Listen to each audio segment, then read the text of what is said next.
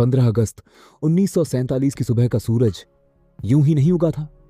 इसके पीछे थीं वर्षों की यातनाएं, हजारों कुर्बानियां और 1945 से 1947 के वे दो उथल पुथल भरे साल जिन्होंने भारत का भविष्य तय किया। दूसरा विश्व युद्ध खत्म हो चुका था।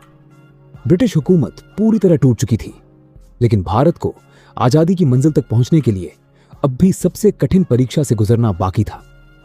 यह वही दौर था जब नेताजी सुभाष चंद्र बोस की आजाद हिंद फौज के लाल किले के मुकदमों ने पूरे देश में देशभक्ति की ऐसी लहर दौड़ाई जिसने हर हिंदुस्तानी को एक कर दिया। 1946 में मुंबई में हुए नौसेना विद्रोह ने अंग्रेजों के दिमाग से यह भ्रम निकाल दिया कि वे अब भारतीय सेना के दम पर भारत पर राज कर सकते हैं। आजादी अब दूर नहीं थी, लेकिन आगे का रास्ता चुनौतियों से भरा था। 1945 से 1947 के इस निर्णायक दौर में हमारे नेताओं ने अपनी दृष्टि और कूटनीति से देश को संभाला, जैसे महात्मा गांधी, जिनको अहिंसा के पुरोधा भी कहा जाता था, जिन्होंने विभाजन के भयावह माहौल में भी सांप्रदायिक दंगों के बीच जाकर शांति और इंसानियत का अलख जगाया।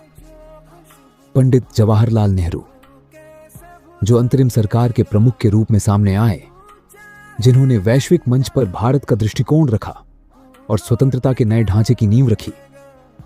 सरदार वल्लभ भाई पटेल, जिनको लौह पुरुष के नाम से भी जाना गया, जिन्होंने अपनी अदम्य इच्छा शक्ति और सूझबूझ से 560 से अधिक देशी रियासतों का भारत में विलय कराकर अखंड भारत का सपना साकार किया। डॉक्टर BR अंबेडकर, जिन्होंने आजादी की चौखट पर खड़े भारत को एक समावेशी संविधान देने की ऐतिहासिक जिम्मेदारी संभाली। मौलाना अबुल कलाम आजाद, जिन्होंने विभाजन की विभीषिका के बीच देश की अखंडता और शिक्षा की दृष्टि को बनाए रखा। ऐसे ही सुभाष चंद्र बोस, चंद्रशेखर आजाद, भगत सिंह, सुखदेव जैसे अन्य महापुरुषों ने भारत की आजादी में अपनी जिंदगी को न्योछावर कर दिया। तब कहीं जाकर हमें यह आजादी नसीब हुई है, लेकिन इतिहास ने यहां एक दर्दनाक मोड़ भी लिया।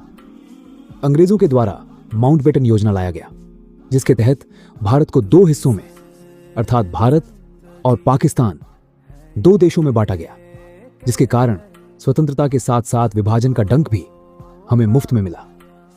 देश के विभाजन का काम रेडक्लिफ को दिया गया, जिनके नाम से ही आज भी भारत पाकिस्तान के बॉर्डर को जाना जाता है, अर्थात रेडक्लिफ लाइन।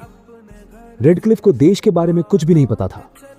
उसने बस एक रेखा खींचकर देश के सीने पर एक ऐसी लकीर खींची जिसके कारण लोग अपने ही देश में परायों जैसे रहने लगे, जिसके कारण देश में दंगे हुए और करोड़ों लोगों को अपने ही घर में बेघर कर दिया।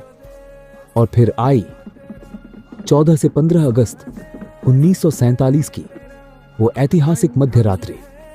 पंडित नेहरू के कालजयी शब्द गूंजे, नियति से साक्षात्कार, ट्रिस्ट विद डेस्टिनी, जिसमें नेहरू जी ने कहा, at the stroke of the midnight hour, when the world sleeps, India will awake to life and freedom.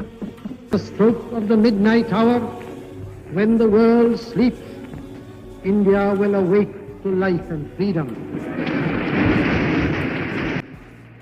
और इसी के साथ 200 सालों के ब्रिटिश शासन का अंत हुआ।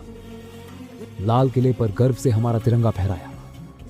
1945 से 1947 का यह दौर हमें सिखाता है कि हमारी आजादी सिर्फ अंग्रेजों की विदाई की तारीख नहीं, बल्कि अनगिनत कुर्बानियों, दूरदर्शी नेतृत्व और अटूट एकता का परिणाम है।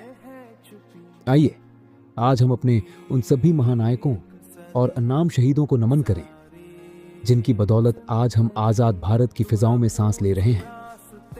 जय हिंद, जय भारत।